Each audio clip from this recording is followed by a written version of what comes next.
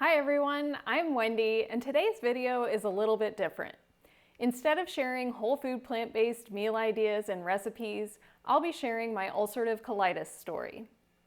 I've briefly mentioned it in other videos, but I've been getting more messages asking me to share my story. So here it is. And I want to start by saying that nothing in this video should be taken as medical advice. I definitely recommend checking with your own doctor on your own individual situation. But this is just my personal experience. I'll start with a basic overview of my general health. I always thought that I was relatively healthy. Growing up, I didn't get sick often, and the health concerns I did have seemed to be relatively common.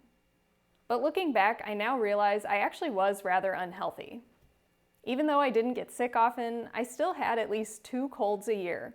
And whenever I did have a cold, it would last 2 or 3 weeks.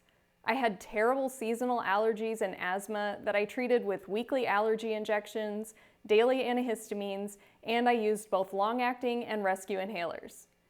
In addition to that, I also had acne, which I've talked about in another video that I'll link to here in case you want more details on that. Then, in my early 20s, I found out through a health screening that my cholesterol was elevated. Up until this point, I still felt like I was healthier than average, but throughout my 20s, I started feeling like something wasn't quite right. The exact timing of when my UC symptoms started is kind of fuzzy. It came on slowly, and I kind of ignored it at first, but it was probably around when I was 28 or 29.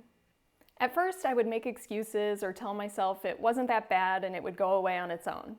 But eventually, the symptoms became frequent enough that I couldn't ignore it anymore. And in this section, I will be talking about my symptoms. I won't go into too much detail, but I did want to give fair warning to anyone who doesn't want to hear about bowel movements, or if you're squeamish about blood. I have chapter links at the bottom of the video so you can jump to the next section.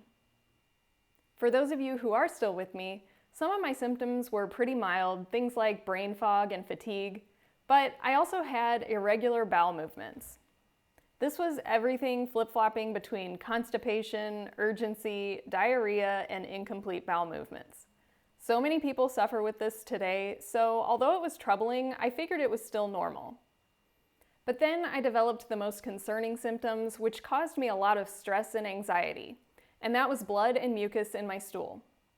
At first it was happening kind of periodically, so it was easier to ignore. But eventually it started happening more frequently, and with it my anxiety increased. And it became a vicious cycle. Every time I headed to the bathroom, I was in fear of whether or not there would be blood. And eventually it was happening with every bowel movement, so I couldn't ignore it any longer. By this point, I was about 30 years old, and I went to my doctor who recommended a colonoscopy. The colonoscopy confirmed inflammation and colitis, but there was nothing else concerning noted, and it was considered relatively mild at the time. So my doctor did recommend a medicine, which I took for a very short period of time, but I decided to stop it because I didn't like the side effects. And since it was considered mild, my doctor was okay with me pursuing lifestyle changes instead, as long as my symptoms didn't get worse. So at this point, I headed to the library to check out any books I could find on managing UC through lifestyle modifications. I ended up focusing on both stress reduction and diet. First, let's talk about stress. For much of my early life, I didn't stress easily.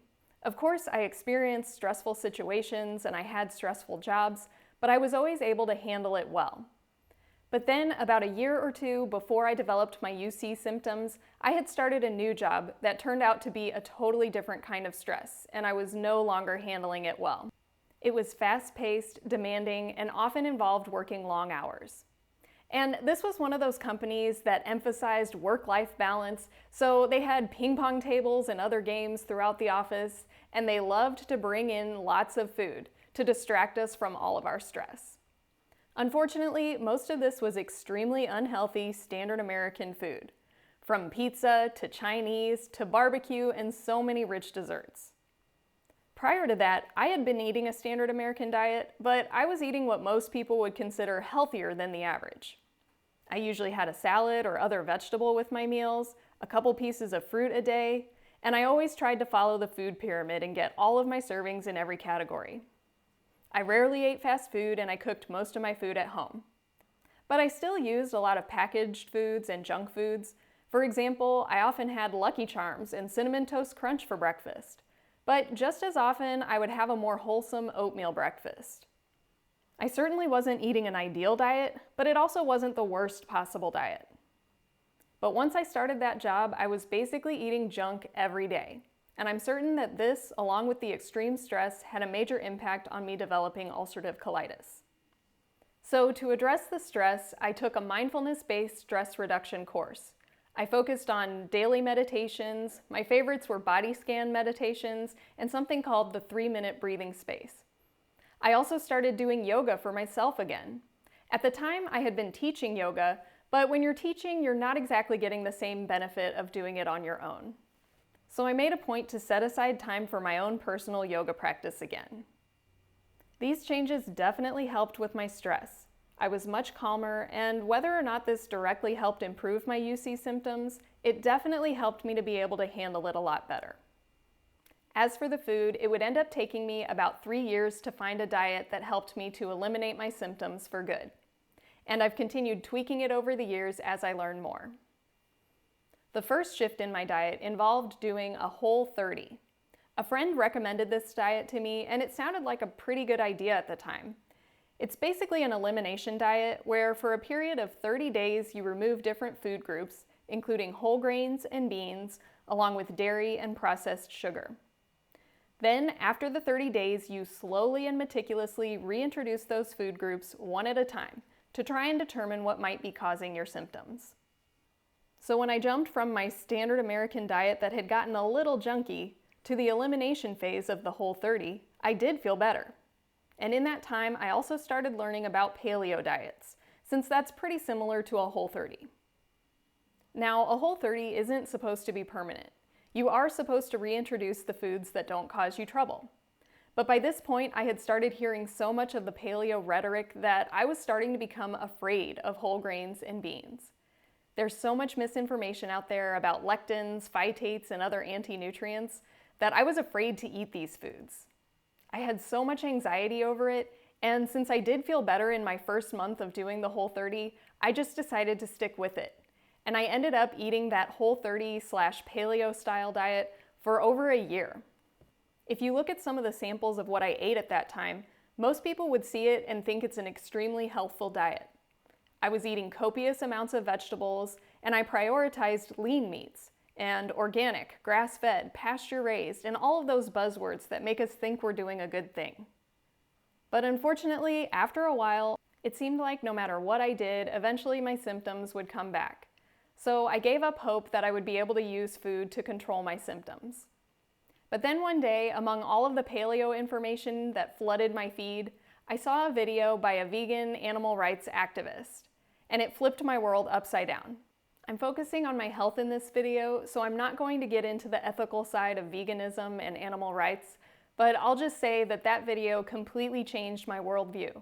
I was in shock and numb at the information that I learned about the animal agriculture industry, and I knew that I had to go vegan. Even if it had a negative effect on my health, I didn't care. I had already decided I wasn't going to be able to cure my UC with diet, so I knew I had to go vegan. And that meant I traded my paleo diet of fruit, vegetables, and meat for a diet of just fruits and vegetables. In a way, I sort of accidentally stumbled into a whole food plant-based diet. But I knew that vegetables and fruit alone weren't going to sustain me, so I started slowly reincorporating small amounts of whole grains and beans.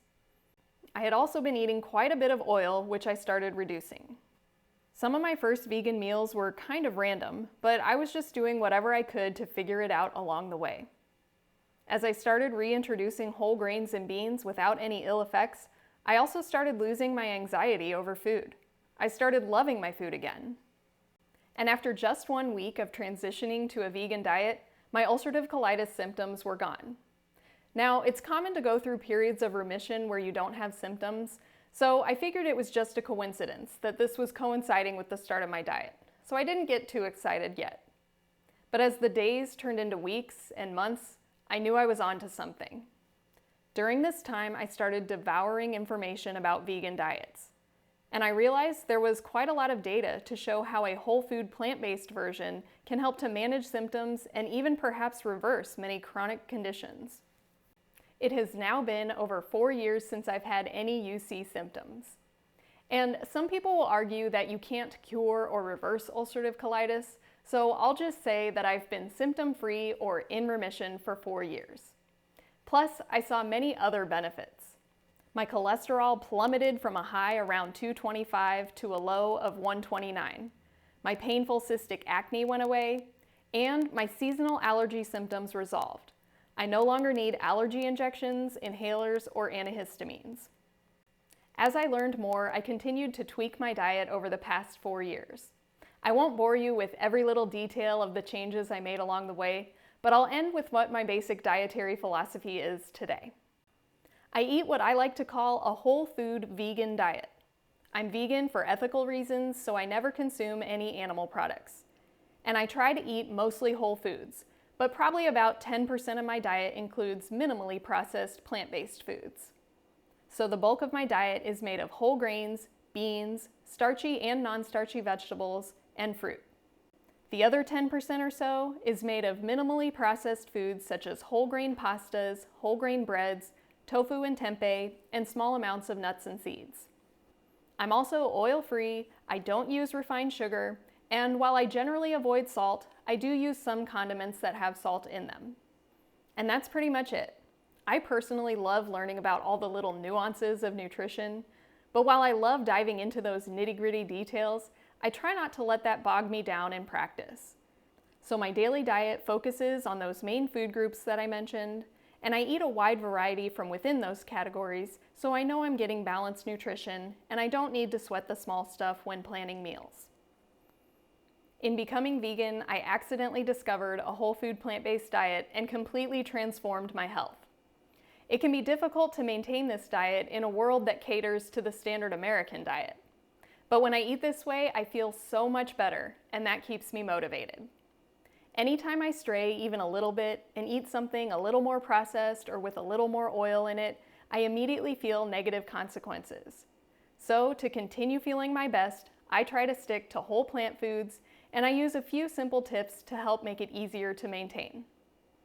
If you're looking for help in switching to or maintaining this lifestyle, you can check out some of those tips in this video here. Or for whole food plant-based meal ideas, check out this playlist.